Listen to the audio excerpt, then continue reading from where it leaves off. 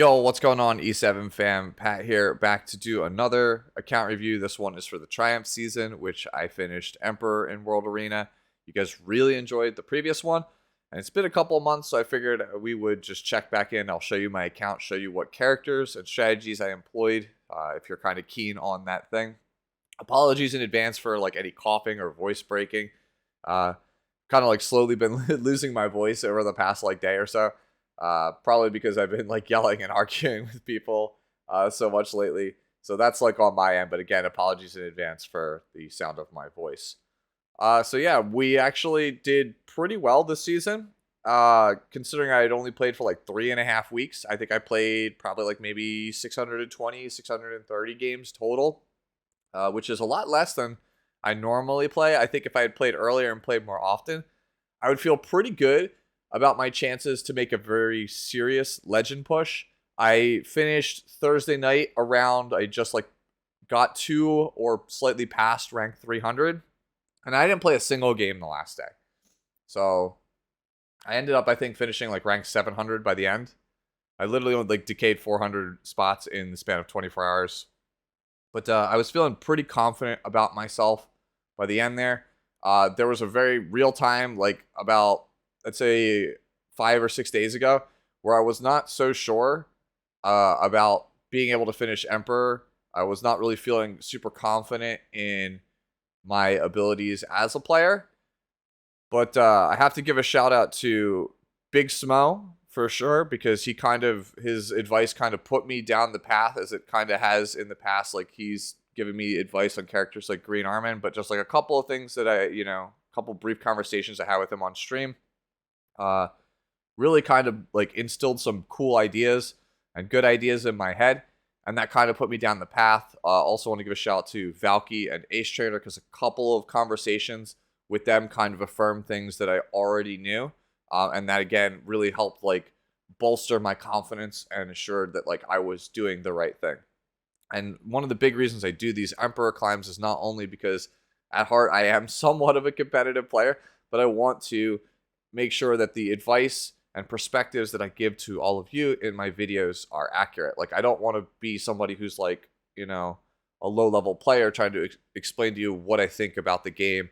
Or like, oh, I don't want to say like, oh, this is super good without actually being able to put my money where my mouth is. So like, if I can at least get to like the Emperor rating, it feels, at least in my eyes, somewhat like a failure to me as like somebody who's trying to make quality content for you guys all watching the actual video. So let's just jump into it. I want to at least show you guys the frame. I'm not going to use it because it is, I think you could see here, Emperor League in World Arena Triumph season. I don't think it's a bad frame. People were saying it's like ugly. It feels very reminiscent of like the very first World Arena like frames, like these two, for example. Like it feels very, very reminiscent of those. But like I just really like the color red. It's my favorite color, so I'm just gonna use the red frame. All right, so let's start with Edward Elric. Edward Elric is probably one of the most important characters, period. Definitely the top 5 character, I feel like, in the game right now. I think no matter what your playstyle is, you have to have Edward Elric. Even if you don't like World Arena, this character is too important for something like Guild Wars. Like, sorry to everybody who missed Full Metal Alchemist. Hopefully there's a rerun soon. But Edward is kind of like the last bastion is holding back a swarm of debuffs. Now with Crimson Seed getting nerfed, it's going to get even worse. But the debuff characters that are good in the game right now are completely debilitating, like absolutely broken. They are so strong. Characters like Pirate Captain Flan and even Death Dealer Ray, who I absolutely called wrong after his hot fixes, when they're good, you just don't get to play the game and it feels really broken. And even a character like Briar, which is Saria, AoE full, strip plus defense break that you can't really interact with because it starts in stealth. It's completely debilitating to like most standard playstyles. Like you have to have Edward Elric. His S2 equivalent exchange is like one of the only saving graces, the only things that's going to save you. He's just really, really important. And going into the future, I really hope that we get a couple more characters that are strong against debuffs because, like I said, there are very few tools, I feel like, in the pool to deal with debuffs right now. Like, the ones that we have are strong, Edward Elric plus Hand Guy, but we're gonna need more because Edward is commonly banned, and Hand Guy is good at stopping it for a little bit, but if you can't quickly turn the game around, which is very hard when you consider that like Ray has like 20k health and Pirate Captive Flan has like 18 to 20k health, sometimes those games are just not winnable. And the only option really is to just cleave them, like just go super fast. And that's not something that's like really like that my box is geared to do. So it wouldn't surprise me, especially with Ambitious Tywin, because Edward doesn't do crap against Ambitious Tywin after sleeping on it for like a day. After my Balance Adjuster preview, I'm starting to realize that maybe Ambitious Tywin might be even better than I thought he would be in the actual video, because he will stun Edward Elric, but Edward will then still have defense break. And even if you cleanse the first debuff, which will be stun, like he's still vulnerable. Like even with my level of bulk, he's just gonna die. I might revert back to my old Edward Elric build, which was like 1200 defense with like 23.5k HP at like 190 speed. I ended up taking that HP gear because I needed it for other characters to make things actually happen. So that's why I have arrived at the stats that I have now. I think I still like I said, the 23.5k one a bit better, but there were some games where just like the lack of speed made it so that I couldn't actually like get another proc of I'll show you a difference off in a game, and it would cost me. So again, the combination of needing to move gear, plus also like the fact that I felt like I needed to be slightly faster, ended up being why I made that change. Speed penetration, pen set's like a must on this character. I could definitely see lifesteal being a thing, and then some kind of damage artifact, but I think the burst heal when you're low on life on Sigurd Scythe, and the fact that you get the extra stats from this set just trumps the lifesteal set, but I don't think that lifesteal is bad. Adventurer Raz, I wasn't really playing him a lot until like the last week. I ran into Call, who is a very famous turn 2 player on the ladder, and he made me realize a solution to a problem that I was having. So right now in the current format, at least the one that we just passed, the one we're making this video on, the third pick is incredibly hellish, I feel like, for any standard player, because you usually have taken your supporter at that point, and you've taken your Aureus, and there is no safe third pick DPS, really. Like, the only one I could really think of off the top of my head might be, like, Apocalypse Ravi, but even then, that, like, incurs Alencia. So, like, people were picking Briar Witch Assaria, which is met with Edward, and so on and so forth. So, like, you just get counterpicked too easily on the third thing. So, one of the things I tried to do was take, like, Conqueror Lilius, Destina, Arwell, or, like, Arwell, Destina, Hand Guy, and just be like, all right, I'll just counterpick you with the last two. And what would end up happening is that they would ban one of the DPS, and then, based on tuning, I might not be able to stabilize the game with Destina. And that would suck. So it felt like I just would get overwhelmed, and they would just hyper-focus my DPS. And I was like, how do I not lose these drafts in that scenario? And then I ran into Call, and he did the same thing. But instead of taking Arwell, he took Raz. And it made me, like, you know, smack my head and go, duh, obviously. Adventurer Raz has a really broken S2 with a defense break that doubles as, like, another copy of your best character's S1. So if you have, like, a character with a very strong S1, like a Landy or a Spectre, or like even somebody else like an Apocalypse Ravi, like that's fine. You can absolutely still win those games.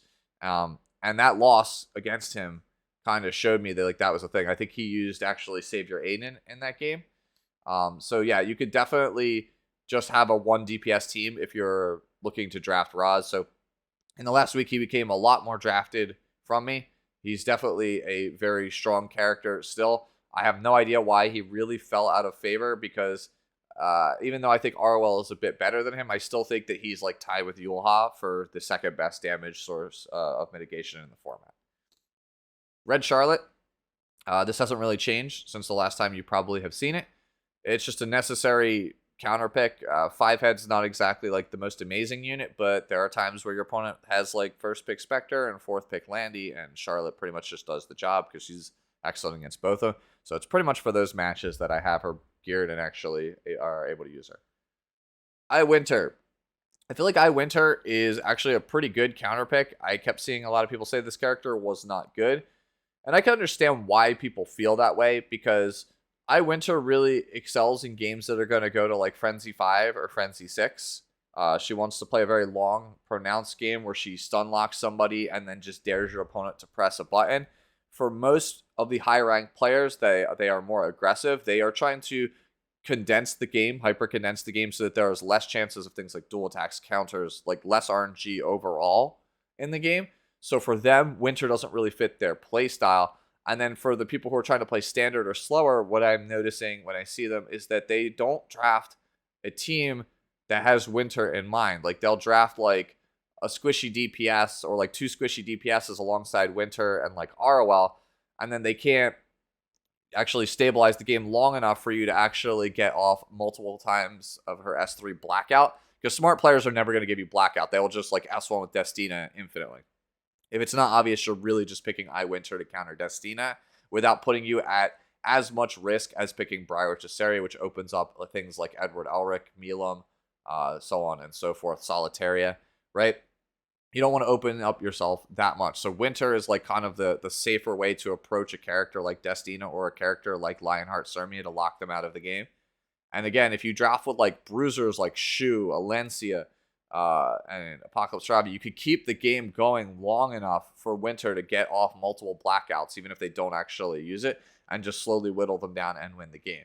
So I think Winter is a very good counter pick. I wouldn't say she's like one of the best ones, but for people who are saying like she's weak or like terrible, I really just don't understand it. I feel like you have to draft like a very specific way. And like, yeah, sure, you'll lose like one or two of those games, but I don't think that's a reason to write the character off entirely.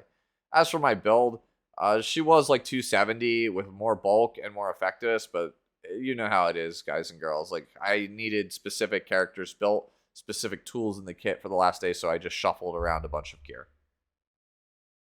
Kayron, I think my Kayron is garbage, and honestly, out of all the anti-cleave characters that I actually drafted this season, he really did not perform. I'd won almost no games where he was banned all the time. Dust Devil is my artifact, and that is because I don't own Double-Edged Decrescent. Maybe if I had Decrescent, I would feel a lot better about this character. I feel like I just wouldn't play this character going forward without Decrescent. I just started to lose faith in him entirely because the games where he is let through, you are in a situation where the Kayron's going to have zero impact and is going to get stripped by a high effectiveness character, or you let them have Blue Flan, and then Kayron literally cannot beat Blue Flan. So even though you cleave, or reverse cleave, I should say, through the entire enemy team, character can't beat Blue Flan on in a 1v1 at all because he just misses, and that character is just super tanky, so you just lose. Mercedes, still a strong counterpick to that Spectre Landy draft I talked about with Charlotte. However, she is significantly less useful in almost any other scenario because Briar Cesaria is everywhere and completely destroys this character. So she's definitely a lot worse, but it's still worth having her actually built. Milam, this is the character I lost so much sleep over. I lost like 72 hours, like 3 days in a row. There's like, I lost a lot of sleep because I was freaking out. I was like, Milam is the answer. Milam is the key because everyone is playing these 260 speed Landies. I need Milam to be the answer. The problem is, and I've said this, I believe, in a couple of the videos, that Milam is got Red Tenebria's stat line, which is the slowest mage for stat line for a control mage. The carry mages like Spectre and Sylvan Sage Vivian technically are slower, but they can win a game because they have explosive damage. Milam has good damage, but I wouldn't say it's like the ability to sweep a whole team like Spectre or like Sylvan Sage Vivian can do. And that really slow speed hurts because in order to reliably kill the Landy, you have to go faster than the Landy, which means that the Milam needed to be like 270 speed, but then I just wouldn't have the damage to kill the Landy even if they were made of paper at that point. So, because like she doesn't do a whole lot without the attack buff from her S1. And she's obviously could still get super easily controlled by characters like Zio, Conquer Loya. So I was like, yeah, speed Milam is like not the way. So then I theorized that the way to play Milam was to be really tanky. Be like 200 speed and a metric ton of bulk, right? Like an absolute ton of bulk. So that way the Landy wouldn't be able to kill the Milam, and then they would CR push the whole team, and then they would hit it with like the tank and like whatever damage they had, and she probably still wouldn't survive, but I would at least try to make damn sure that that was the case. I wanted to make sure that I could actually survive a hit with Milam. And I had talked about this with my guildmates who are willing to listen and a couple of my other friends. And some of them were pretty negative on it. They're like, no, dude, you always play like 230, 240 speed Milim on damage. Like, that's our thing. She's a damage dealer. Why would you want to build her like a tank? It doesn't make any sense. And then other people were like, okay, your logic makes sense. You need the Milim to survive to be able to kill the Landy, right? But they just like couldn't fathom it actually working. So like, I felt like I was like taking crazy pills because I was just like, anybody who's willing to listen, I was like, please, like, I think that the bulky Milim is the answer to Landy. And because the thing is, the people who are, drafting Landy, they're gonna ban Milim. And if they don't ban Milim, it's because they are confident that they think they can burst the Milim. So in the situations where they leave you with Milim, my logic was, if she's tanky, if she's hard to get off the board, then I will do fine. And it was working, but something was slightly off. And that was the night that I actually did stream my climb that Valky rated me. And I talked to him after that stream, and he rated me, and he kind of reaffirmed that what I was saying was actually like accurate. Like, that was the way that he was playing Milim, was just, really tanky, try to survive the initial like burst damage from the Landy team, and then just reverse cleave them with Milim. So I was like, thank you. Okay, I got my, my affirmation. I'm not crazy. This idea could work. But he pointed out that it could be working even better if I went for lifesteal. And I was on upgraded Dragon Knuckles, which, to be fair, I do actually have upgraded Dragon Knuckles, and I do have the ability to take it to plus 30, but I wasn't confident in my ability to actually get it fully upgraded in time, because as you can tell looking through this video, there's a lot of artifacts that I don't have leveled because I just don't have the resources, because I'm not some Giga Whale, right? So I definitely could play this, and in the future, I definitely think I will play this over book, but in the interim, I was comfortable playing Milim with the book style, so I decided to go with that. But I definitely think that upgraded Dragon Knuckles with a build like this is the way to go in the future. As you can see, like, I have a lot of health for Milim. Like, almost 15k health for Milim is very, very high, and I still have some decent defense. So, pay no mind to the low critical hit damage. It doesn't matter, because with like penetration set and this level of damage plus book, I'm definitely killing for sure. And with upgraded Dragon Knuckles, if I started the turn with attack buff from a lucky counter, then that would probably also still kill Landy. So yeah. Again, thank you, Valky. Like, you really affirmed that the idea that I had was correct. Politis. This is one of the two Politises that I had. The other was the damage Politis, which I stopped using the damage Politis because I'm not a cleaver, and I honestly think that the character is not super good. So the logic behind this Politis is to kind of just sit there and tank up and just let Abyssal Crown do the work for you. The thing is that, yes, it'll be tanky, but one of the things that I was talking about is that debuffs are everywhere, right? The people will try to debuff all of your characters. So by having a super high effect resistance Politis, like potentially like maybe a Flan, for example, might not actually be able to bomb this character. She resists, and then they proc her S2, because she has, after she uses her S1, she procs S2, which is a CR push, which could potentially reverse control them by ending up stunning the entire team. So that's pretty much the logic there. She won me a couple of games, but I'm not super keen on Politis in this format. But if I was going to play her, this is how I would play her. I'd play her on counter set with a huge amount of ER, and just use Abyssal Crown to basically give a lot of these like control teams a taste of their own medicine. Researcher Carrot, very much the same logic for Mercedes and Charlotte. You just need as many answers to Landy as possible. And if they've already taken a draft that's like Landy and like 3 non-damage dealers, or Landy and like Alencia or something, you can just be like, all right, I'm going to take Milim, Researcher Carrot, and the Landy is just kind of screwed it there at that point, and you'll just end up winning the game for sure. Shu, I think this one's a little bit less tanky than the last one I showed in the other video. And again, I needed more HP gear for other characters. You'll notice that I have like a lot of really high health characters in this game, or this format. It's Shu, guys. Like, if you are lucky and you have like Ultra Instinct on your side or big right side Shu energy, you're winning the game. If you have, small left side energy on Shu, then obviously you're losing that game. Oh, by the way, I should point out this character is like insane into Edward Elric, but that's obviously a given. So if you have like, you're in like the 3-4 pick slot, you can take like Briarwitch, Asaria, and Shu, and feel pretty good because Edward's the most reliable answer to Briarwitch at that point. and they're not going to really want to pick it into show.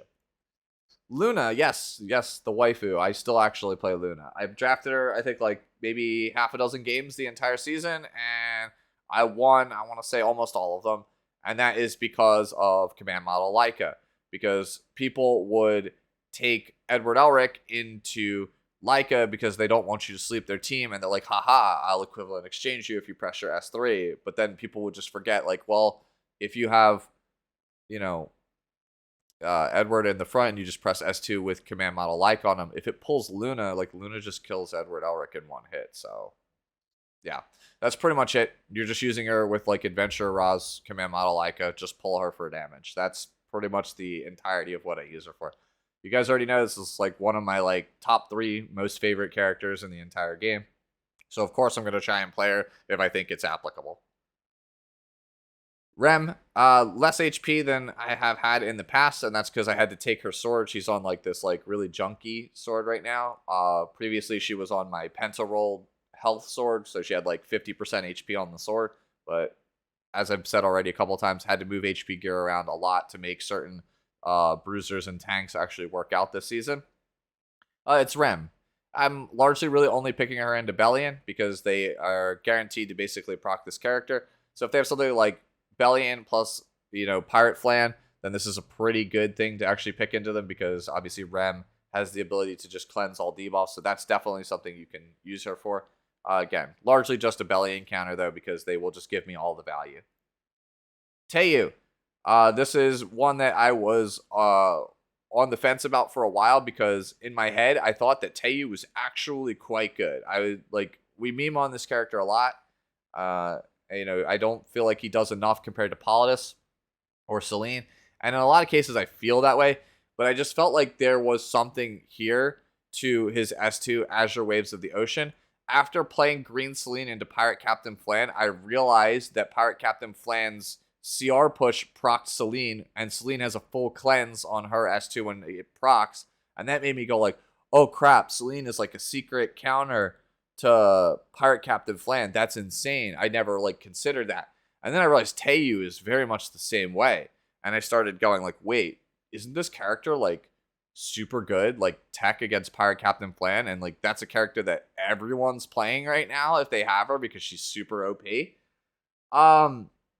After talking with Ace Trainer one time, he kind of said that basically, yeah, that's definitely a thing that works out, and that Teiyu is also really good into Arya, which is something I had not considered. So I built a Teiyu, with some of his advice, and this is the result. I think if I had to do it again, I would definitely make the Teiyu faster. Ace suggested Alensonox's Wrath. Really was not feeling that. I decided to just gem on Spear of Purification because I found that, for the most part, I just wasn't fast enough to make him useful against Pirate Captain Flan. I would say, I won maybe 25 to 33% of the games I chose Teiyu into Pirate Captain Flan. When I played against Dr. Squirrel on ladder, he was very smart and made sure to never actually give me Azure Waves of the Ocean, and I just lost the game. It's really, really rough there. Teiyu has no game impact. He feels as bad as you would expect him to when they don't actually give you this S2. So yeah, that matchup against good players, I don't think Teiyu versus Flan is very, very good. If people are aware that this is a counter, they're not going to give it to you, and the character just feels absolutely terrible. Against Arya, though, man, does this character destroy Arya.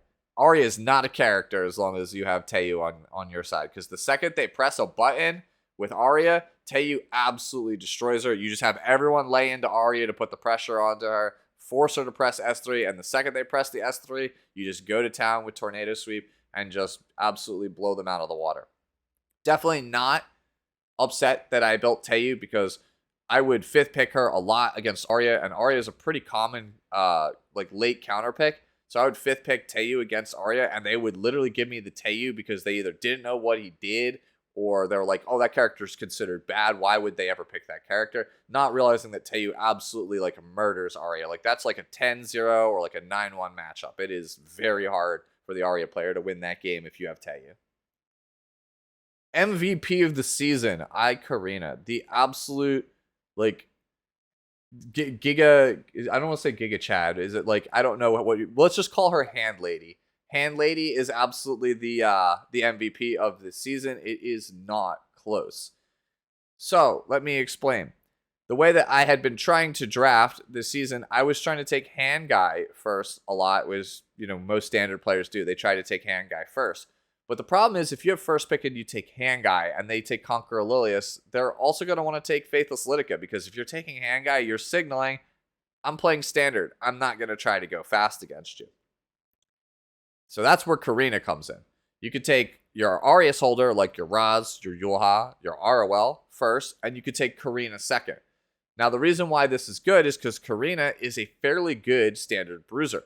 But because of her S2 here, Rocket Punch, she's also anti-cleave, anti-aggro. So if they try to go very aggressive on you while you have Karina, you can pivot in one of two ways. You could take command model Leica plus Zeo and stop their aggression that way. And Karina is still not a dead pick into those, because if they try to kill your squishy like Leica, or they try to kill your Zeo, then you will proc Rocket Punch, get a huge CR push, a defense buff, and you will just cleave through their whole team with I'll blow you away.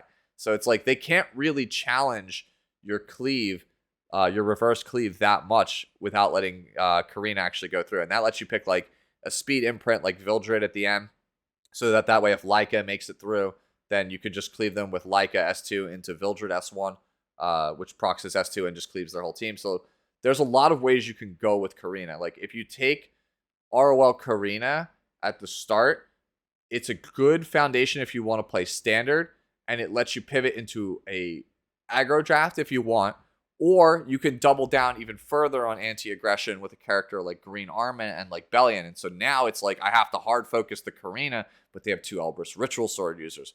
That's really brutal. So Karina in the second pick slot lets you sculpt these incredible drafts where she is a relevant bruiser in standard versus standard. Like you have Karina, Apocalypse Robbie, Destina, ROL. That feels like a competent draft that can beat a lot of standard teams. Again, you can pivot into those Zeo Leica drafts if you want to go fast. Like Armin and Bellion if you want to go counter cleave. And if they have like Spectre, for example, if you actually get the defense buff on Rocket Punch and they don't have like good mitigation or you bad mitigation, the S3 from I'll blow you away, the splash damage just kills the Spectre. So the character has reach even into Spectre Landy drafts. So she's just good in like every scenario. Again, I realized this like the last like couple of days. I want to say like I knew she was good, but around like 5 days to the end of the season is when I started to realize the power of second pick Karina. And I just started steamrolling everybody from there, it felt like. I just started to climb up pretty much slowly but surely.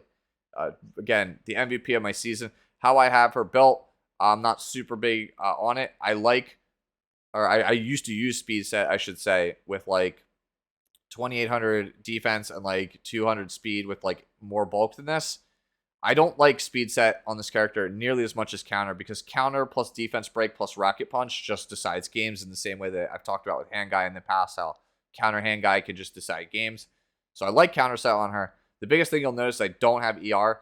I am completely tapped on ER. I definitely would want to get more ER on this character and more defense on this character, even if it means I have to drop the speed. Like I have a 197 right now. I'll probably lower it to like 155, 160 in the future and kind of bump up the rest of the stats accordingly. Character's incredible. I knew that she would be the strongest Espa member from my initial impressions. She just felt like the best Espa member. And to see her exceed even my expectations was really something amazing. Again, I think this is the best blue DPS in the game right now. I think she's better than Shu, if I'm being real with you guys. Arya, really strong. 4th, 5th counter pick into compositions that don't have green and are a lot of single target damage. So, for example, if they have Apocalypse Robbie and like some other single target damage dealer, like if they have like even like Edward, right? Like Edward A. Robbie, like you don't feel that bad about playing Arya into it. Mine is like decently fast with some ER, good bulk if I can get it. Artifact, I know here it shows chatty, but that's just because I threw it on her literally in the last like 36 hours because I needed to get the Fairy Tale for a Nightmare that I would been playing on her all season off of her and moved to Solitaria for like that last night push because of a conversation that I'll talk about when we get to Solitaria. I still hate this character lore-wise. Like story-wise, I think she is an absolute garbage, dumpster fire of a character. But gameplay-wise, this is like one of my favorite characters to play now. She is super fun and she is super good in a lot of spots. So I'm sorry for literally trashing this character up and down for like the first like month or two that she came out. She's actually really, really strong. Alencia, pretty much the same exact Alencia that we had last season. No real changes. I thought that this character wouldn't be that good when I first started climbing because everyone had stopped playing her. No, she's still as good as she was like last season. I feel like maybe a little bit less because you're not picking her like second pick like you were in the previous seasons. You're picking her like third, fourth now, especially if they have like Apocalypse Ravi. But she's still good even to Landy, right? Because if your speed tuning is right, you can just S3 with Alencia, strip them out of stealth, and then have like a slower damage dealer than her, like say like maybe Archdemon Shadow come in and then just kind of like wreck face on the Landy. Rimuru Tempest. One of the most clutch counter pick characters in the entire game. If you have Rimuru Tempest on immunity set, he has a windmill slam whenever your opponent picks Command Model Leica. So the reason Command Model Leica is so good is she's very fast, and if you happen to be faster than her, she starts in stealth. So like a Green Sid, for example, can't actually do anything to her. That's one of the reasons why Green Sid's not really played right now, is because if he actually takes turn 1, there's a chance that like his only target is like a General Purgus or a Savior Aiden, and that doesn't feel super good. So Guiding Light is like incredibly strong, and Leica is one of the best openers in the game right now. If you have Rimuru on immunity set and Leica takes turn 1, there's not a single button that Leica can press that won't give you turn 2 with Rimuru, assuming they don't have Politis. If they S1, the stealth gives you Analyze and Assess. If you S3, there's no chance that Rimuru can be slept because she doesn't actually strip the immunity on him. That obviously procs Analyze and Assess and gives your whole team immunity as well, thanks for the free buffs, which obviously amps up Devour Black Flame's damage. If they press S2, that's a non-attack skill, but it gives an attack buff to the person on their team with the highest attack, which then gives your entire team attack buff. So again, thanks for the buffs. I'm going to kill your carry now and take turn 2. Character, I used to say was really busted in a lot of my how to play videos, and I stopped seeing people play him. Character's still good. I played him a ton in the last week. Like he's really good. I played him like a whole hell of a lot. He won me so many games. I have no idea why people stop playing Rimuru Tempest. Penetration set for extra damage, immunity for that Leica synergy. The best 2 pieces that I had that could still make a 2-piece set was hit set, so that's why it's on hit set. You don't really need hit set. Like you can see I have 20 effectives. It doesn't really matter. We just went for stats. You could literally play double broken piece. Like just 2 immunity, 2 pen, 2 of anything else. And just start countering Leicas and never have to worry about that character ever again unless they just want to, they have to ban this. Zahak, pretty much anti-dodge specialist. I used to play him like 230, 240 speed with like way more bulk than this, and that's still fine. But I would sometimes get outsped by like Landy and also a Savior Aiden, and I was like, what am I bringing you into Savior Aiden for if like you can't survive that initial like onslaught like we talked about with Milim? So I just said screw it and just went as fast as I could while still maintaining the same level of damage and just completely got rid of all of my bulk. Zahak is actually very strong, but still very difficult to draft because he loses to Zio, he loses to Conqueror Low. So you have to be absolutely certain that you have turn 1 when they've taken Savior Aiden or like Remnant Violet to be able to actually pick him. You have to be supremely confident in that decision. And also, he cannot be drafted in a team composition with just one other damage dealer. You have to draft him with like 2 other DPS, like preferably either aggressive characters or bruisers, because if you draft him plus like one other damage dealer, they just ban the other damage dealer, they'll let you kill Aiden, and he's so squishy that they will literally just pick him off and then just try and win the game from there because you have no more damage left. Armin, aside from Karina, the most used anti-aggression unit for me and the most successful one, which I know that sounds crazy because it is literally like it's an RNG Fiesta unit. She's got Elbrus Ritual Sword. I still, by the way, a whole season later, never reforged these pieces. I really have to get around to it. Like I'm leaving stuff on the floor. Like you can see this Elbrus Ritual Sword is not maxed. These are not done. And like I said, Armin won me more games, anti-aggro games, than almost anybody because this damage reduction passive in tandem with like another, mitigation character, like if I have like ROL plus Armin, and then like, Karina, for example, I felt really good about those drafts, and I won the vast majority of drafts against Cleve because of the synergy between Arius Holder, Karina, Armin, plus like whatever other two, like Bloodblade Karin and Karen. She's the one that ended up coming in the clutch, though, for me most of the time. Even when she was asleep and didn't really counter, mine's so tanky that I would hold on in some of these drafts, and I would actually be able to get turns and just S1 people to death with takedown, which is pretty funny. I won a couple of matches where, like, just nobody could kill my Armin, and I was like, all right, cool. I am just going to S1, this character, then this character, and so on and so forth. Senya. This is pretty much the same Senya I had last season. It's still pretty good for me. I know that more people have moved on to a Senya that has some more effectiveness and less attack, or more like effect resistance and less attack. I don't have the gear really right now laying around to pivot out of my Senya. I still think my Senya is good. That said, Big Smo Senya, I think, is the coolest thing ever. As somebody who comes from a competitive card game background, I love building decks. I love tinkering, and I love, like, tweaking and teching out my decks, like to have like very oddly specific things that nobody sees coming.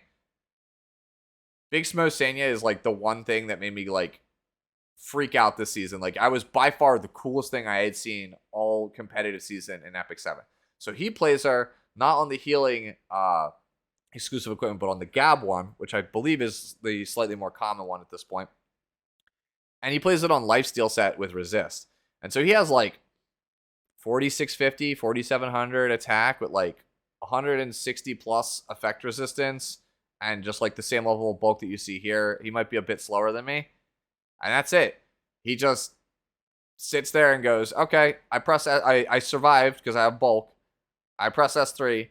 I provoke and blind your whole team. You don't have you don't have like a cleanser. Maybe you have like hand guy, right? You have one chance to S2 me here, right? And try and strip it. And it's not going to work because I have like resist, or like even like Edward Elric, they don't strip the buff.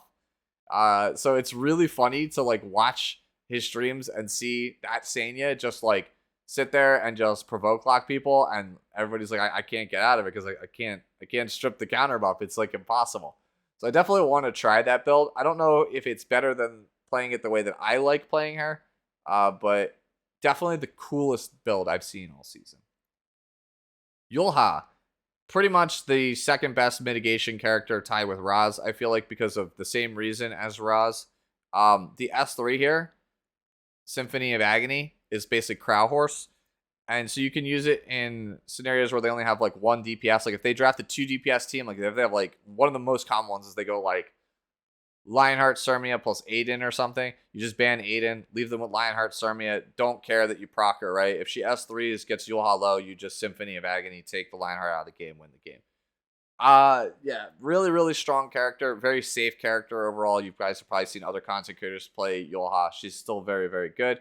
I used to have one that had a lot more HP, like 31.5k, but I had no ER or no effectiveness whatsoever. I tried a revenge build on this character, which I thought was super sweet, but I just couldn't get the ER high enough on revenge. I don't have enough revenge pieces with high ER.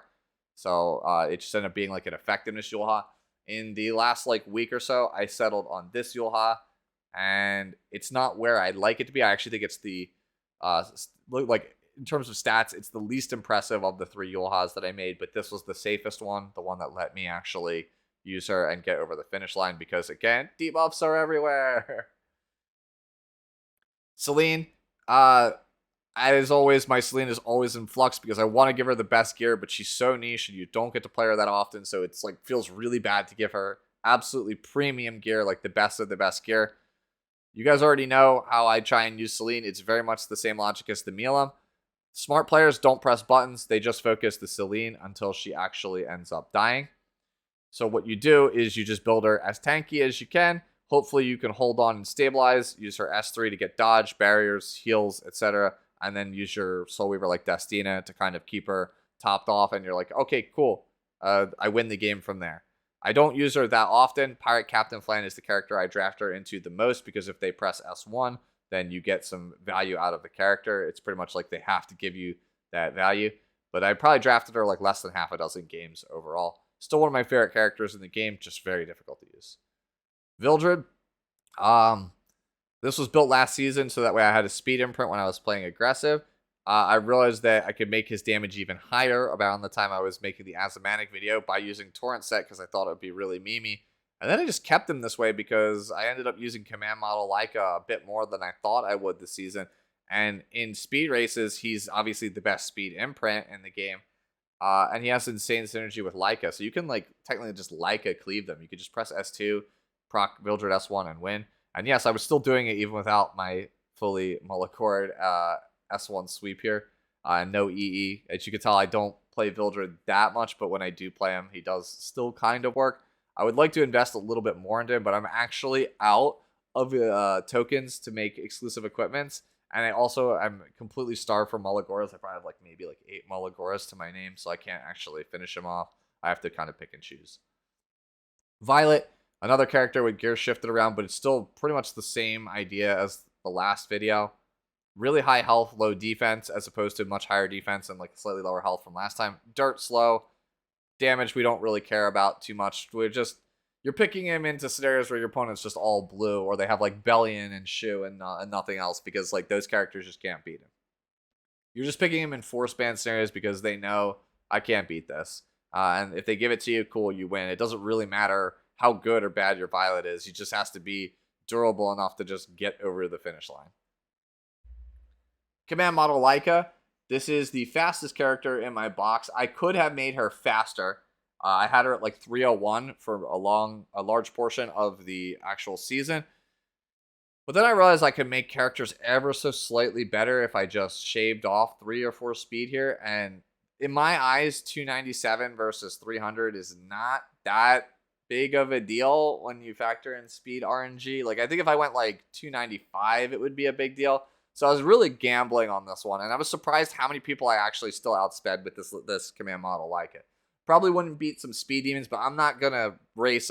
Like somebody like Merlin, for example, from the Speed Familia, I'm never going to race that person. I'm never going to try to like straight up race like KJ or Jinte, right? Like I'm never going to race those people if I end up running into them. So for most people, they are trying to go somewhat aggressive, but like not fully committing. Like I said, command model Leica is pretty good. You can pick her plus Zio, and it really deters people from trying to go fast. And then the people that try to challenge you again, you choose a character like Vildred, for example, that will work. And again, if they try to counter you with somebody like Edward Elric, that's when I will pick Luna last, and then they'll be pleasantly surprised when the Luna actually ends up cleaving through their Edward Elric and then the rest of their team. Very strong opener. One of the best characters, I think, in the entire game right now because she's super flexible. She's basically a 300 speed Adventurer Roz with no bulk. That's like how you have to look at her. She's basically just a hyper fast Adventurer Roz. Landy, one of the best DPS in the entire format because Spectre is the best DPS in the format, and Landy is basically her natural arch rival. And a lot of people who do play Standard have a lot of buffs. And even people who don't play Standard are playing like Conquer Lilius or something.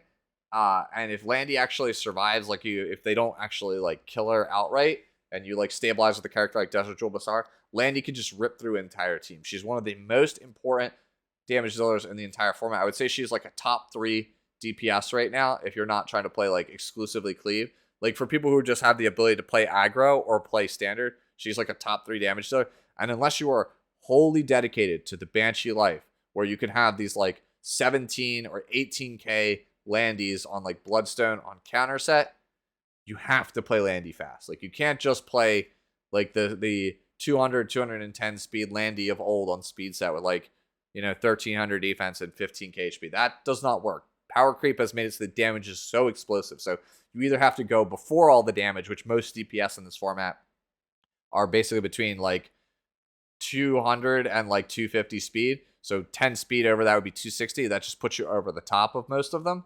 So you need to be in that range, or again, you need to be like married to that. My Landy is probably more tanky than most people's like Icarinas or something. Like that's kind of how you have to look at it. Really, really important character. Very important counter pick character. She's the main reason why I told you I was like losing sleep with that Milam. It's super, super important to have this character. You'll notice I have some bulk, and that is because I found when I was playing her at like 9,000 health, people who would go ahead of her, or like Conqueror Lilius, they wouldn't try and provoke her. They'd get greedy. They'd try and S1 and kill her, and then be pleasantly surprised when I live with like 5 or 10% health, and then I just cleave through their entire team. That is why my health is where it's at.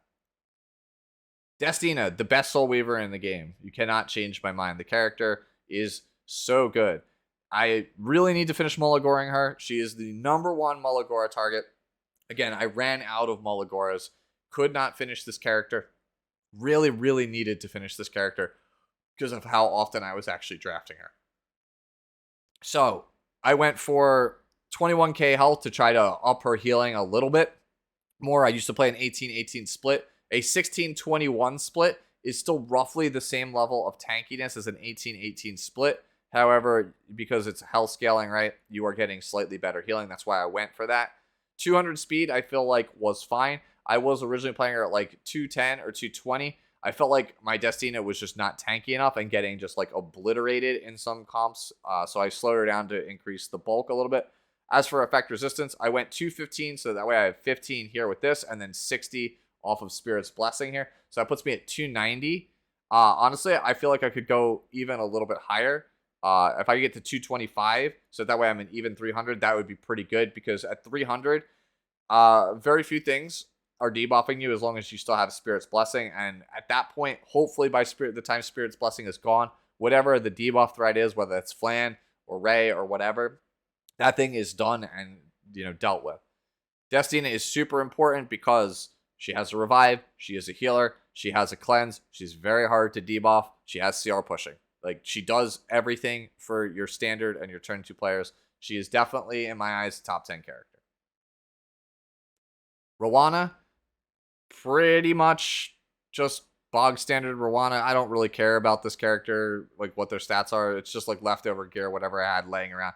I just want her to be bulky. I don't care about her speed. I want 100 ER, so that way I can force the Archdemon to actually have to soul burn to have a realistic chance to debuff my Rowana, in which case they're swiftly met with Stella Harpa, which gets rid of the actual seal on her.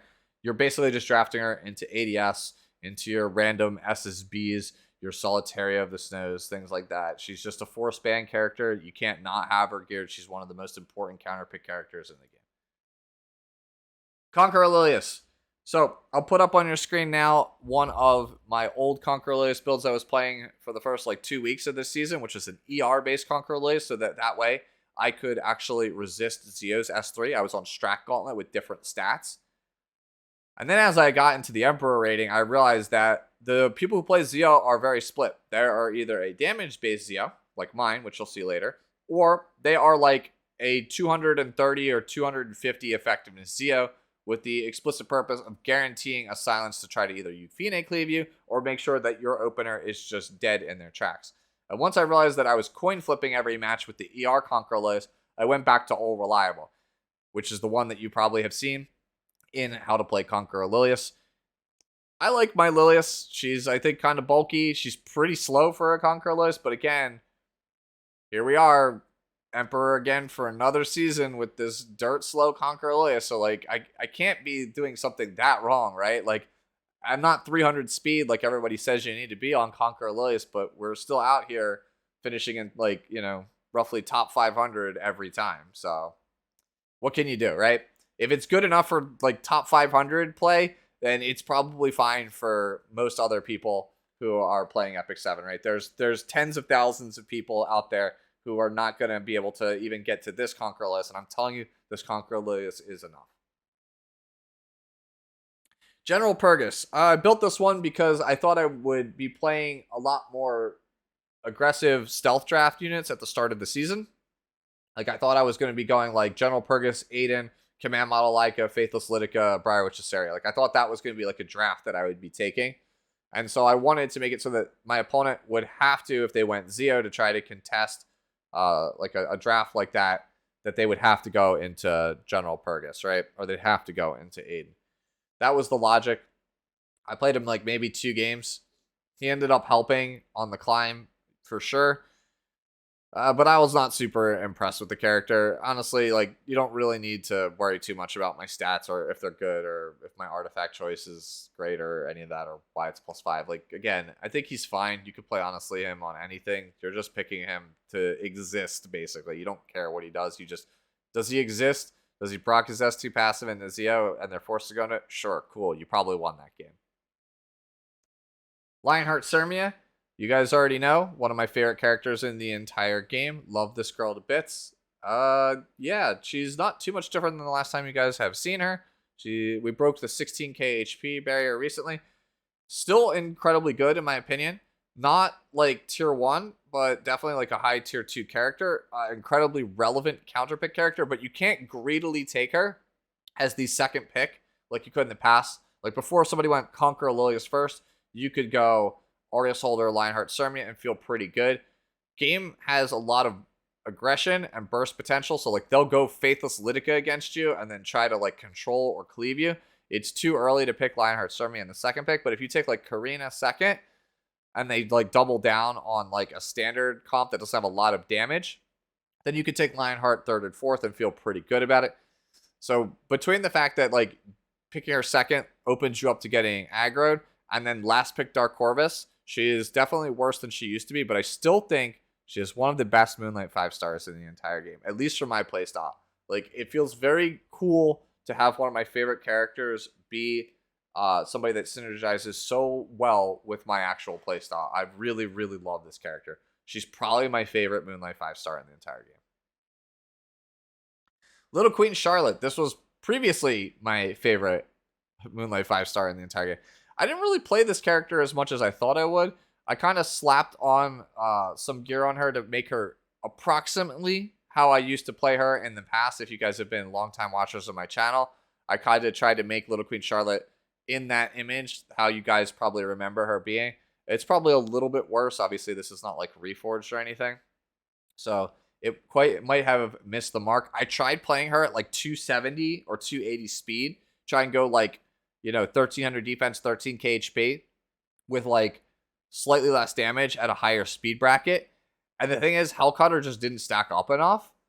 And I just wasn't killing things that I needed to kill, like Apocalypse Ravi. She's still good into Apocalypse Ravi, by the way, which Apocalypse Ravi, we'll talk about her. She's definitely a lot better than I gave her credit. That's a roller coaster character, and I'll explain that in a little bit.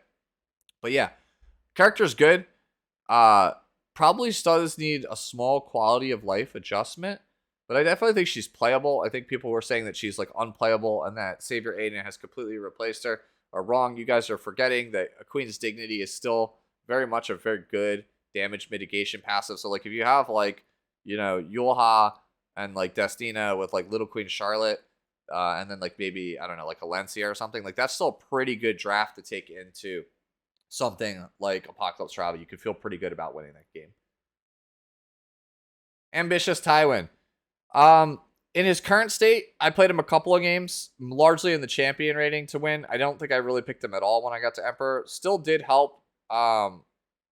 This is how I have him built. With his changes, obviously, I'm going to get rid of all the effectiveness because he ignores effect resistance now. And I'm probably not going to play him as a bruiser. I'll be real with you. I'm probably going to build him very tanky as another Aureus holder. I mean, he is holding Aureus right now, but that is just because he's kind of like a backup Aureus holder in the matchups that I want him in. But like, I think I might build him as a dedicated Aureus holder. He might end up getting like some of Yulha's gear, for example. And that is because I came to this like sobering realization that like you could just play this character as like a mitigation character, and if his enrage in the new Tywin triggers how I think it does, where if he gets hit regardless of whether or not he spells a debuff, he gets the enrage, your mitigation character turns into your hard carry. And that is terrifying to have Ambitious Tywin as like a first pick mitigation character to like help stabilize your draft, and then he just eventually turns into a hard carry. Like, your turn 1 pick is not only just your carry, and also your anti cleanser because he ignores all of their ER, but he's also, he just does it all. That's like insane. So Tywin might end up being more of a problem than I originally gave him credit. Windex Lady, you guys probably already know if you've watched any of my other stuff. I like playing this character super thick with a lot of defense. She's a little bit different than you guys have probably seen. I think my older Bellion from the last video is actually better than this one. This one has more damage at the expense of some of the bulk and speed that I had in the last video. But we had to shuffle some counter gear around. So I think on the next free on equip, I'll probably put her back to how she was. It's Bellion, guys. If she's unbanned, there's a very good chance you could sneak this character through and just like cheese people out and win games. Character is definitely top tier. I don't know if I would say top 5, but very, very close, if not a top 5 character. You already know, one of the best MLs in the game. If you've been in my Discord, people would always ask me, should I get Bellion or X? And I will literally scream from the rooftops, you get the Windex Lady because she's ridiculous. Crimson Armin. Built this one because I thought I would need a third mitigation tank. And then I arrived at Roz slightly after I built this, and I never drafted her once. So if you want to see what my take on Crimson Armin would be, it's something like this. But again, didn't draft her once the entire front. Probably my most drafted character of the entire season is Unbound Knight Arwell. Character is, and I'll take a victory lap on this one, the game's premier mitigation tank. I said in the video when she was previewed, I think she is the game's premier mitigation knight. I think she's the best. She replaces Fallen Cecilia, and I got a whole hell of a lot of flack for that take. And this season has proven this character is nuts. Absolutely the best character for damage mitigation in the game. She is so good. She lets you go so many different ways in the draft, and she basically has Healag Lance and Aureus already built in, and you put her on Adamant Shield, and she basically has the holy trinity of Knight artifacts. Character is like super, super busted. I tried playing her with even more defense and HP than I have now, but only had her at like 130 ER. And then when debuffs became super prevalent in like the last like week or so, as I was in Emperor range, I was like, look, the higher I climb, the more debuffs there are. Why the hell am I not playing my like 200 ER on Unbound Knight Arwell? And that actually started letting me resist like a lot of things except for like AOL, but I ended up pre-banning AOL a lot. So yeah, this is definitely, I feel like I was on the money, and she's one of the best characters in the entire game and one of my most drafted characters. Again, we basically stopped using Fallen Cecilia once Batgirl here came out, and we never really looked back. She's just incredible. I don't think I really need to explain to you guys how insane this character is. Savior Aiden, another really good character. I didn't draft this character as much as I thought I would, and I think that's just largely because I'm more partial to Remnant Violet than Savior Aiden. I feel like they're kind of like 50-50. It's kind of like playstyle preference and choice. I think that Remnant Violet's a bit better with a character like Adventurer Roz than Savior Aiden. Character's still good to have in the spots that you want her in. Obviously, like S2 having the counterattack makes her very good against aggression when you're not really sure what to pick. But I feel like Karina second pick is a bit better than Aiden second pick. And if you're not picking Aiden early, she kind of loses a lot of value because as you go like lower into the draft, the number of safe options you could take starts to decrease drastically. Still very strong character. Did draft her a lot, just not as much as I expected to, because at the start of the season when I was watching everybody, she was everywhere. I guess she got figured out somewhere along the way, so it became much more difficult for me to actually play this character reliably at the end. Spirit Eye Selene, not really a good season for her. She's really great into like those Sid cleaves like we talked about last season, but this season is very much like soul burns, dual attacks, and debuff central, so it's really hard to play this character. I played her like maybe like 5 or 6 times, and I lost almost all of those. That's why you notice that she's on like my very low level Secret Art Storm Sword. I still wanted to have the option to play her, but Selene, surprisingly, regular Selene was more relevant this season than Spirit Eye Selene. I think I won like maybe 1 game with her. She's in a back into being in a very rough spot, especially because first pick Spectre Tenebria is like everywhere, and this character is super bad into that. Commander Pavel, Cleave in a can. Played him like maybe once or twice during the season. He's really not my playstyle. He's still a very good character. Again, just not really my playstyle. He's a little bit worse. I think he has like 100 less attack than the last time you guys have seen him. And that's largely because he's on a plus 15 guiding light, because I'm using him a lot less than other characters like your Landies, like your Briarwitch Asarius. Faithless Litica still as busted as she was last season. You can pretty much watch my previous video for why I think this character is like super broken. It's the reason why I stopped first picking Hand Guy, because if you go Hand Guy first and they go Conqueror Lilius, Faithless Lidica, you have very few, if any, outs. So that's why you can't really do that. Character is probably my least favorite character to play against in the entire game. I still banned AOL because she's, even though I don't hate playing against AOL, she's super, like, well, I mean, I still hate playing against AOL, don't get me wrong, but she's easier to play around, surprisingly, than Faithless Lidica. Faithless Lidica has surprisingly few good answers there. She is literally outspeed the character or just get, wrecked. That's kind of how Faithless Lidica operates.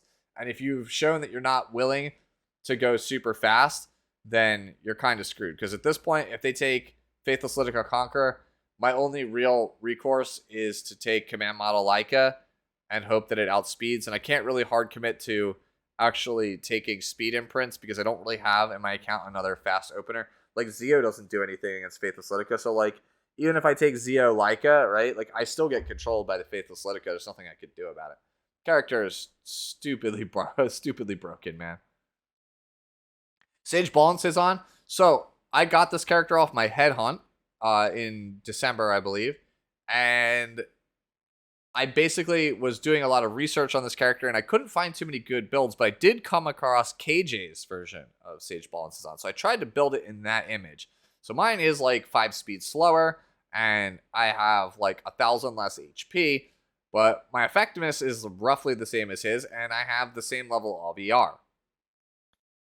The matches I want this character in, usually Zeo is in that match. And the high effectiveness Zeos completely blow through this entire amount of ER. And even some Conqueror Liliuses still get me because they're like 150 effectiveness at like 290 speed. Like, they're not crazy speed demons, but they take turn 1 and have like a ton of effectiveness. I think that's largely a byproduct of Desert Jewel Basar being so common that a lot of people slowed their Conqueror Lilius down to get the effectiveness up. So at this point, I'm just sitting here wondering, like, what's the point?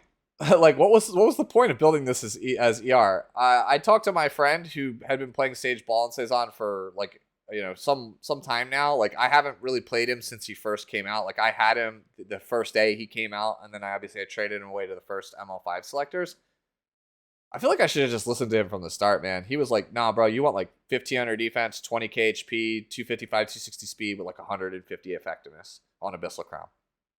And I lost a couple of games because my Sage Ball and Cezanne just didn't have enough effectiveness. Like, I maybe I'm woefully ignorant. Maybe there's something that you guys in the comments can tell me, somebody who is a better player than me. I don't see the appeal of effect resistance on this character. I'm definitely next free unequip rebuilding this character from scratch, and the Bastion is most likely going to end up going either to Bloodblade Corinne or to Arya. Solitary of the Snow. Same friend that gave me the advice on Sage Ball and Cezanne told me to switch to my spare copy of Fairy Tale for a Nightmare on this character, because he said, and I quote, I feel like this character is worthless without this artifact. And that was probably true, because I was talking about how I liked Arya this season, how I liked Arya on Fairy Tale, and he's like, well, if you're playing Arya on Fairy Tale, then who's got your other one? And I said, Archdemon Shadow. And he goes, then what the hell do you play on Solitariat? And so I said, Abyssal Crown. And he's just like, no, our character's worthless. And he's like, just switch it. Try it and see. So I did for like the last day or so, as you saw. I moved Chatty onto Arya because I couldn't figure out what else to play her on. Probably should have been Book. And then I went Fairy Tale for a Nightmare on this. And I was like, holy crap. This character's insane on this artifact. Why did I not just do this earlier? So I already felt this character was one of the best characters in the game. Probably like low tier 1, high tier 2 character. And with this artifact, she feels really stupid. Like, even stupider than I thought, because you still have the same level of control, and she turns into a carry. So, yeah, characters as I thought she would be. She's a debuff Spectre Tenebria. Who would have thought? Characters like stupid broken if she makes it through the draft phase. Yeah, and that's before we even talk about the fact that she completely denies focus as a mechanic. This character is wild. Excuse me. Sylvan Sage Vivian. She is also, as advertised, what I thought she would be. A safe pick, AoE character against Spectre Tenebria. And that's exactly how I played her pretty much all season. Obviously, you have to avoid Solitaria of the Snow. I usually drafted her in tandem with Solitaria to make sure they couldn't counter pick me, or I drafted her with Briarwitch Assaria and usually Landy. I would go basically, I'd see Spectre, I would go Conquer Elias, Desert Jewel Basar to stuff any potential Zeo openings to stop me from using Conquer. Desert Jewel Basar to CR push me over the top of somebody, or like Landy to CR push me over the top of somebody. Defense break with Briarwitch Assaria if possible, and then use S3 on Sylvan Sage Vivian and destroy them. I used to play this character on Torrent, and if I got a turn, even through mitigation, the Spectre was absolutely dead. She was just 100% gone. The problem is that usually they would try to play something that would accelerate their Spectre, or they'd play like Spectre at like 230 speed, and they would just hurl S3 into me, stun my Vivian, and then try to pick off my team or control me from there, and I couldn't get the job done. So I went to Immunity to take that line of play away from them. It doesn't always work, but it helps some of those edge cases that I would otherwise win. And normally with this build, I probably am not going to be killing the Sage Vivian, the Spectre with the S3 outright. But with Book on the cycle back around, I will definitely secure the kill. If you're wondering why I'm on Book as opposed to Chatty, I think Chatty is still incredible. Desert Jewel Basar is a very commonly played character, and if you have this character on Chatty at the start, like, she just gets ripped through by barrier inversion, and it's very, very bad, and it's very hard to win the game in that case. So, like, if they leave you with just, like, Briarwitch Assaria plus Sylvan Sage Vivian, and they have DJB, and you're on Chatty, oh, man, that's so bad for you. Like, you're probably losing that game because the Vivian's going to be dead long before you actually get to her turn, and then you have to basically solo the whole team with Briarwitch as your damage, and she's a setup character. She is absolutely not a carry in the same way that, like, Zahak is not really a carry.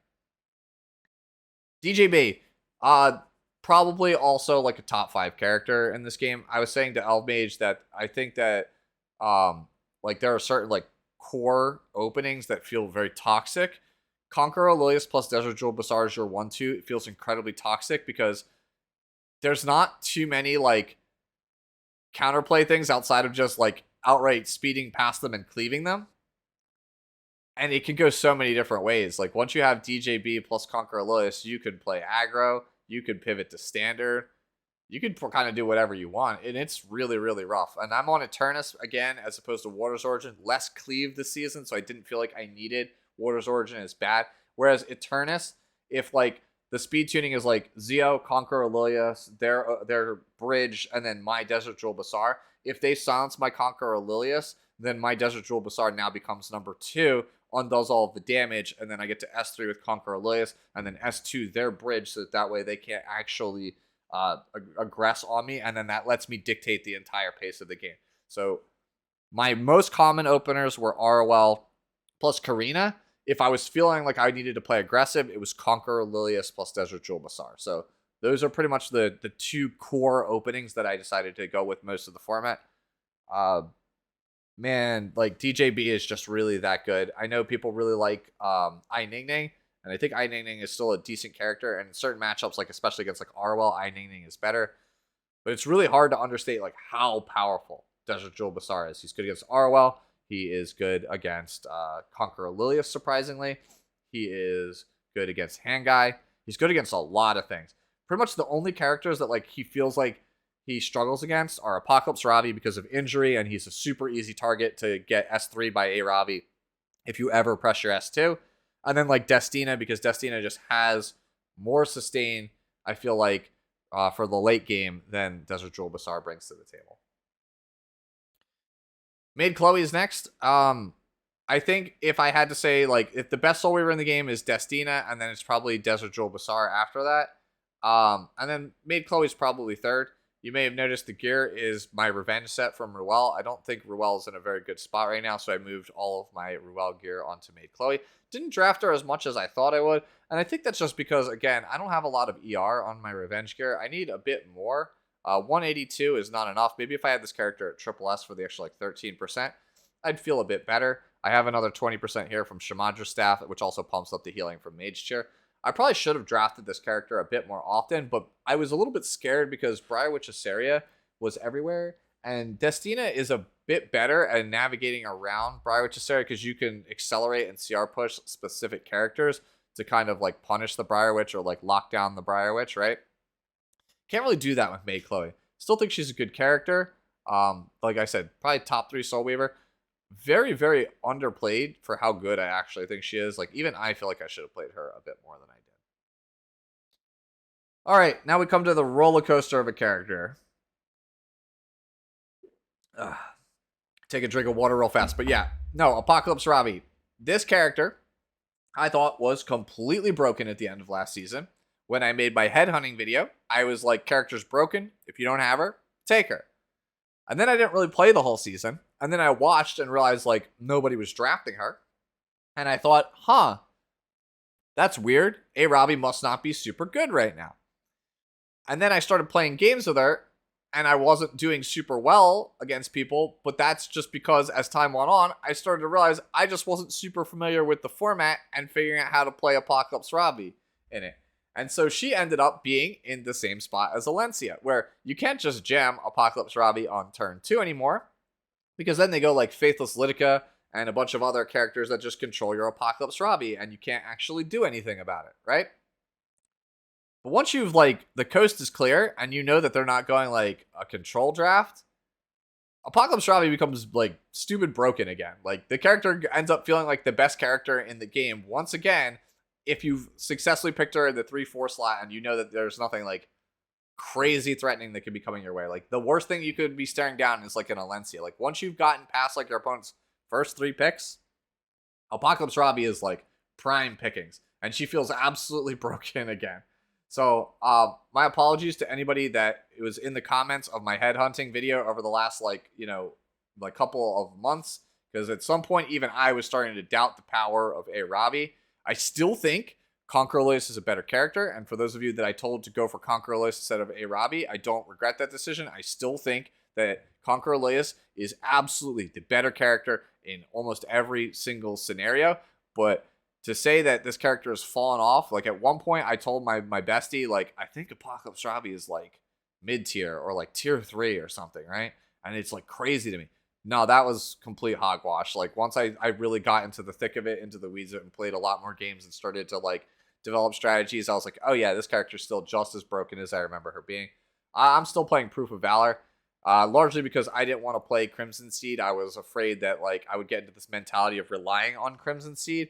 I tried it for like a day, and then I just kept getting, like, blown apart by, like, Remnant Violets and Aidens, and then even, like, Little Queen Charlottes. And I was like, nah, bro, I need my Apocalypse Ravi to be impossible to kill. So, Proof Ravi just feels so dumb, like, as dumb as she has always been. It's just can't pick her as early anymore. Dark Corvus. As far back as my Moonlight Blessing selection video, I said that Dark Corvus was really good in Guild War, Resident Sleeper gameplay, and would be good if they ever reverted the frenzy changes in World Arena to make it so that he didn't need so much damn ER. And then they made him immune to stun. And I can only think that the reason they're nerfing Crimson Seed is because Dark Corvus is immune to stun, because 5th pick Dark Corvus is very, very real this format.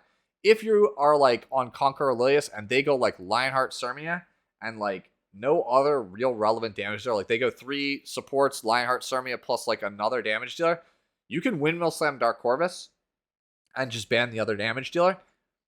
That's it. You win. Let's say you're on a debuff team composition, right? They go, like, they're on, like, you have Solitaria, right? They go Lionheart Sirmia, Edward. Cool. You could just slam Dark Corvus. They don't ban Dark Corvus, the game's over. There's no way they can kill the Dark Corvus. He is incredibly insane as a last pick character. There was a game where I literally killed their only damage dealer, which was Lionheart Sirmia. The game was like 120 turns, and my opponent literally was so salty about the fact that he could not kill the Dark Corvus that he spent the full 15 seconds on every single move and let the game autoplay to make the match take 15 to 20 minutes longer for me to actually get the dub with Dark Corvus. This character is infuriating for some people to lose to, apparently, but he really is that good. As far as my build, I think it's terrible. It's absolutely awful. I decided to go no ER whatsoever because the only debuff I was afraid to was was stun, which he's immune to now, right? So I decided to scrap ER entirely, just get as much bulk as I possibly could with decent speed. Realistically, a good Dark Corvus would be like 30k HP, 16 or 17 defense, like 100 and like 30 ER if possible at 200 speed. I'm so strapped for gear. I am just like out of good tank gear. So I just threw what I could because there are times where just Dark Corvus wins and it didn't matter. Like I would just take him and I could win the game just off the back of him. Remember, it's important to have a tool even if it is not built optimally, right? He is super strong right now as a counter pick, like I said. Won me a lot of games. He's also excellent, by the way, into Pirate Captain Flan. If they have like Solitary of the Snow and Pirate Captain Flan and no other win conditions on the board, Dark Corvus is incredible there because bombs don't do crap to Dark Corvus. Yes, they do damage, but you don't care because the bombs are not going to do enough damage to actually like kill you through like Dark Corvus plus Destina, and you can't stun the man. So the second you get to your very first Devil's Descent here, you could just Soulburn, kill the Pirate Captain Flan. She's dead. There's no way Solitaria is killing you. In fact, she's just battering you even faster than you possibly can because she can't stun you. She can't stun you. So character's actually stupid. Designer Lilibet, still a good character. I drafted this character a lot in the last couple of days. In fact, my very last match I drafted her in, I think she's still incredible. I'm surprised like less people were playing her. It's really weird to see that like no one ever plays her anymore.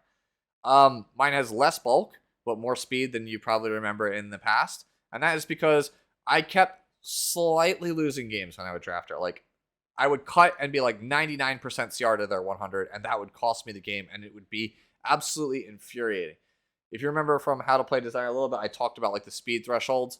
I was below that threshold in that video because I wanted a tanky designer a little bit. It didn't matter to me. But games have gotten so fast and the ability to cleanse specific buffs in a timely, debuffs in a timely fashion has become so pivotal because of characters like Flan that like when you need the cut, it has to be there or the whole game is decided, which is why I dropped about 1500 HP to get the extra like 15 speed that you see here over my previous designer a little bit. Inferno Kawazu, used him a couple of times all the way through Champion. Didn't really play him at all when I made it into Emperor. He's a little bit different than How to Play Kawazu. Moved again a couple of pieces around, but still roughly the same stat line you're used to. I still think that he's good. I just didn't find too many like super amazing spots to draft him into. I actually played Samu Gamer, who absolutely destroyed me with Inferno Kawazu, so the character's still good. Do not sleep on this character. Mediator Coeric, still one of the best supports in the game. Not as good as Destina, in my opinion, because Destina you can pick earlier and feel safer about. Mediator Coeric, again, has this like taboo. People just know, like, oh, he went Mediator Coeric. Time to go aggressive on him with like Faithless Lidica and friends, right? And so that kind of holds him back. You may notice that he is on speed set as opposed to counter set in the past. I still think counter is better on this character than speed. However, only counter with Unity because you really need to maximize the ability to get those counters, to get those dual attacks, because those decide games for this character. And I was on counter broken set or like counter health set, and I just kept losing games because like Mediator just again like designed a little bit. He wouldn't cut. He just would be like 1 to 2% CR slower than I needed him to be at the right time, and that would just cost me the game. And every time I would just be like mad. So I was just like, you know what? I have to unfortunately go back to speed set. I need that extra like 15 speed, and I'll have to forsake the counter chance because I again, it's just not working out for me as consistently. So I just went for a consistent mediator as opposed to the one that I think is the best mediator, at least on paper. BBK, it's a pretty hodgepodge build. It was very hard for me to actually get 6 resist pieces on this character that would make it look like a somewhat usable damage dealer. I think I did a pretty good job, all things considered, because like, you know, some of these pieces are pretty like off the wall, like not super great. And yes, I'm missing a Reforge. That said, I still think I need more ER. She won me a lot of games. I would say like maybe 70% of the games I played her in, she was fine. But against like the people who have like really good gear, it's not enough resist. Like I really need like 30% more resist or like 40% more resist, I think, to make her where I really want her. So I'll keep iterating on this and hopefully we'll get somewhere that's really, really good. I could put Bastion on her now that I'm probably taking off of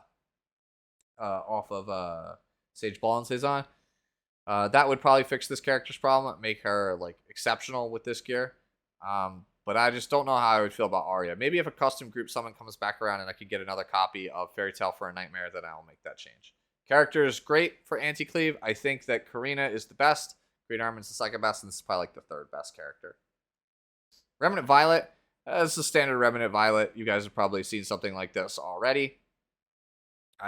He's good. He's very good, especially with Adventurer Roz.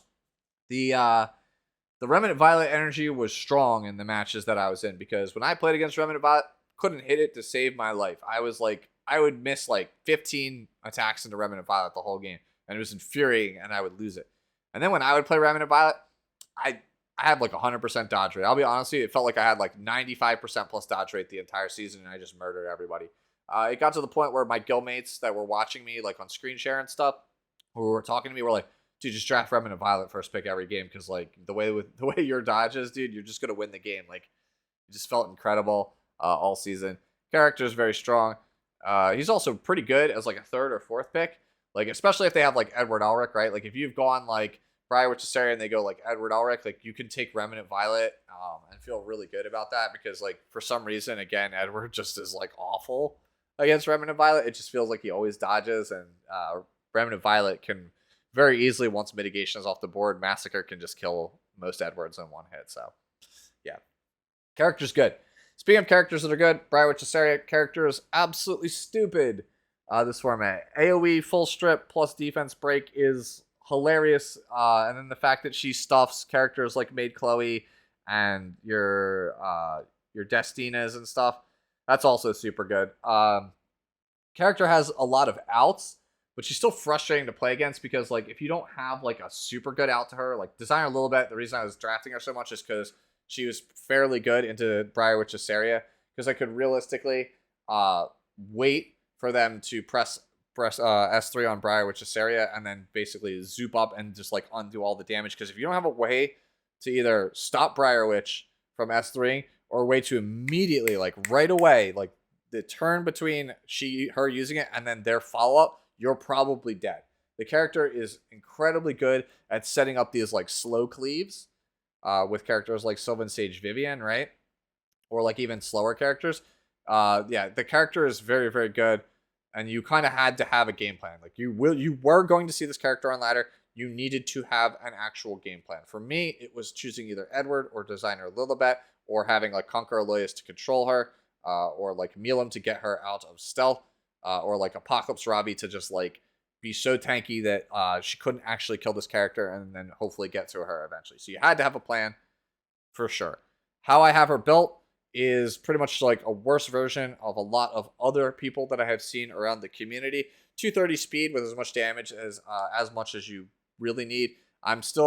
I have more gameplay with her now than I had previously. I was still relatively new to this character. Like I literally got this character randomly like 3 or 4 weeks ago, I want to say, just by like dumb happenstance.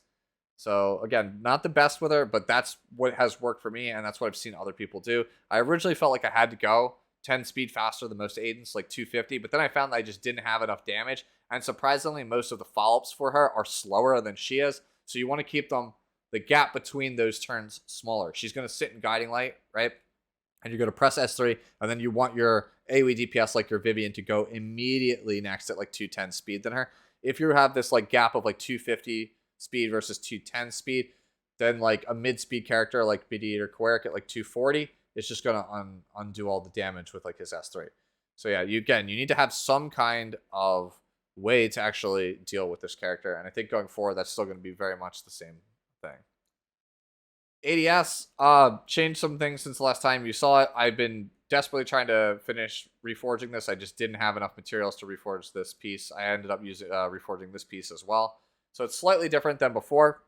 Over 3k attack, still the high defense, low health split, as opposed to the low defense, high health split that I had in the past. I really want to be on the low defense, high health split, because it does have better edge cases against things like Winter, for example, because of true damage, or like Rimuru Tempest. But it's a lot harder to do when you have low base health and high base defense. So it is what it is. It's ADS. She's incredibly good. She's a safe pick, good counter pick. Does everything. If you get lucky, you can just win any match, it feels like, with her. She's a very strong character. Speaking of very strong characters, Spectre Tenebria, probably the best damage dealer in the entire format. I actually did not draft this character a lot, though. I found that when I would draft this character first, which is what most people were doing, my opponent would just very obviously try to AoE cleave me, because that's what I try to do to them, and I am not built in such a way that I can deal with that. So I was pre-banning Spectre for quite some time because I didn't want my opponent to have Spectre. But as I got towards the Emperor rating, Lua became a must ban. I tried to let her through for a little bit just to see how that would go, and that was an absolute mistake, an absolute disaster. So it came down to who is going to be my other pre-ban. Was it going to be Angel of Light Angelica? Was it going to be Spectre Tenebria? Or was it going to be Faithless Lidica? And originally it was Faithless Lidica, but then I started to come up against Spectre, ROL, AOL teams with like Destina, and I'm like, this is just miserable. Like, they just banned the Briar Witch Assaria, and there's very little I can do about this. I'm just getting controlled, and then Spectre is just dictating the pace of the game. So then AOL became the ban because she made it very difficult to AoE through mitigation plus Spectre Tenebria, right? So Spectre is, yeah, again, just incredible. Mine is pretty much just standard Spectre at this point. Like, this is probably worse than some of the other ones you've actually seen. Just destruction for the high gear score, and then obviously penetration for the soul burn into S3 combo to just pick somebody off at the start of the match if I think it's possible, right? Yeah, if I was going to pick this character at all, it was like 4th or 5th pick when, again, in the traditional series where you just know, like, my opponent doesn't have any AoE. I just ban last. If they give me Spectre, I'm just going to roll them. And the games that they let me have at, yeah, my Spectre absolutely rolled them. So not much else to say. Character's pretty much just going to eternally be top tier. Probably the best damage dealer in the game until they find, like, a more permanent way to deal with her. Because, like, your best solutions are just draft an AoE damage dealer and pray. Zio. So, this character is, as advertised. He is, as I thought, a multiple character, especially for somebody like me who is slow. He allows me to contest fast players. So, yeah, that's super, super useful. Again, I talked about how we went with either a damage split or an effectiveness split for most players on Zio. I am not a huge fan of the effectiveness one because while it does give you the short-term advantage, the initiative, by being able to silence specific characters like maybe a Desert Droll Basar, or maybe a Conqueror Lilius. You then have a Zio that is not super relevant from that point on. I would much rather have a Zio that can be resisted on the S3 potentially, that could also potentially be a hard carry. And with my level of damage on pen set with Time Matter, this character with an attack buff absolutely can just kill people. I have outright one-shot things like Conqueror Lilius with him. I have one-shot a lot of like mid-durability characters as well. I have chunked Apocalypse Rabbies for like 70% of their max health. So this guy definitely hits incredibly hard with the way that I actually have him built. And you'll notice I also have a little bit of bulk on him as well because I wanted him to be able to take a hit, because while it is nice that DFI does give you 50% damage reduction, I've seen other people have him at like 9k health, and those can die in one hit from like a Zahak or like a couple of hits from other damage dealers, right? But with the way that I have him built, it takes a little bit more. Like, you know, instead of like 2 hits, it might take like 3 or 4 hits, or like Zahak might not kill in 1 hit, and that could help me with the game. So I really, really like the way that I have him built. I thought I was the only one that really had him built this way until I saw Mace's build, and his is just like better than mine. Like, I think I have like slightly more damage. When I say slightly more damage, like I think I have like 40 more attack than him and like the same crit damage, and then we have the same speed. But I think he has like 1,000 more health than me and like 100 more defense. So like his is just better than mine.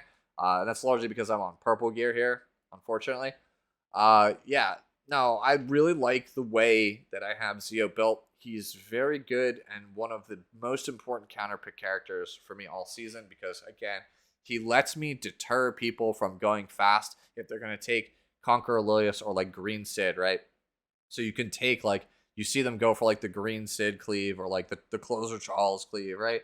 And that lets me just take Zio plus like any 4 characters that I want. Like I could take Bellion if she's open, Armin, Aiden, Karina, whatever. So yeah, very important character to have if you are a turn 2 player. So in the future, if you're a slow player, you don't have Zio, should be very high on your list of wants if they ever do another headhunting or choose your own Moonlight 5-star character. Last character of the video is Blood Moon Haste, which is a character I hesitate to call good, but he's usable. A lot of the very slow turn 2 players, the people that are trying to play Maid Chloe, and yes, I played like half a dozen of them on ladder, they ban Briarwitch Asteria because they know if they pick Maid Chloe second that Briarwitch is coming. And so for those people, I greeted them with the classic of 5th pick Blood Moon Haste, and they were like, wait, people actually still play that character? And some people thought they could like pull a fast one on me and like leave me with like just Arabi, Blood Moon Haste, ROL Destina or whatever as like my 4 people that I have. They're like, he's not gonna have enough damage. Yeah, but the thing is, like, this is still a true damage nuke. This character still has a heal. This character, you can't really get him off the board because of Idol's Chair, because it's just going to give my Arabi so many extra turns.